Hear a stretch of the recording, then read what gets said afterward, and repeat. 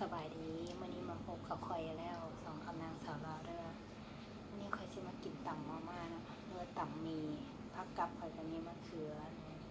แล้วก็มีสลัดพริกหวานมากินกันเลยคืออยากกินตำ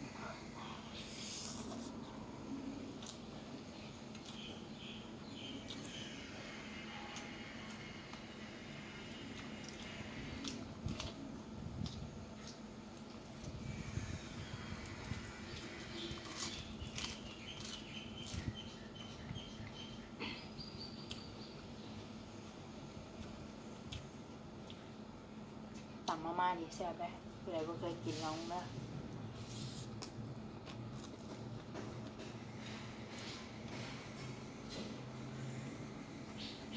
ใส่หมกหุ่งหน่อยนึง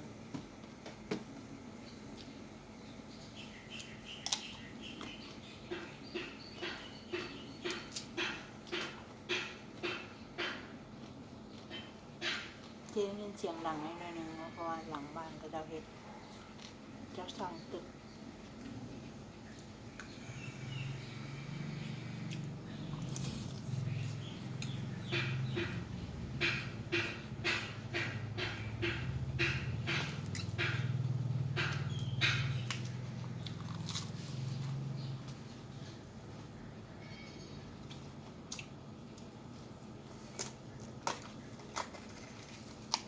ก็ไม่ได้ป่าเลย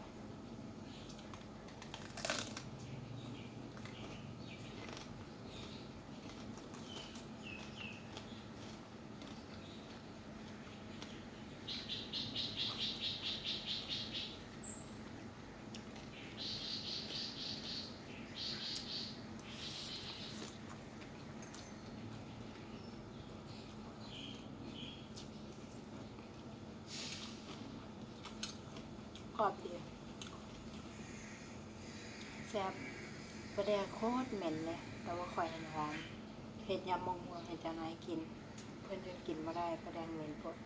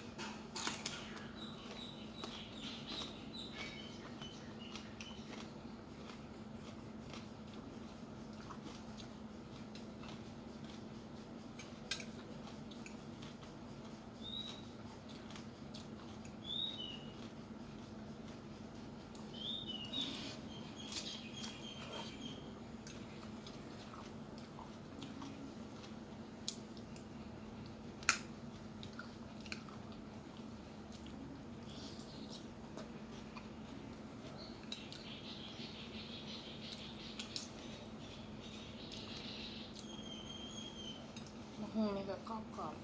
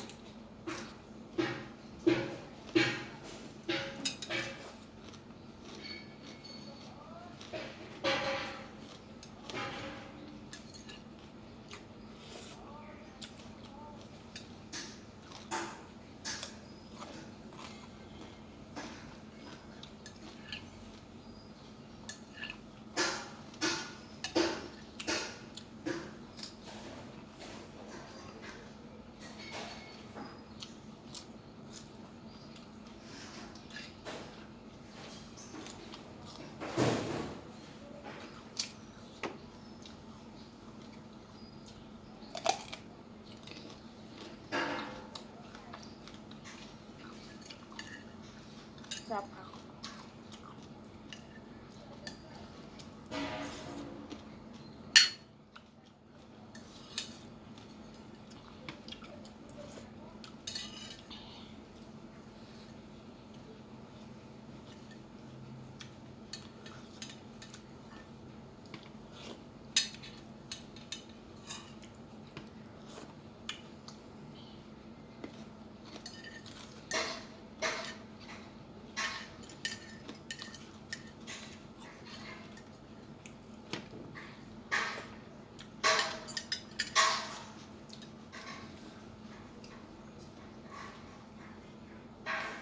มาแล้ว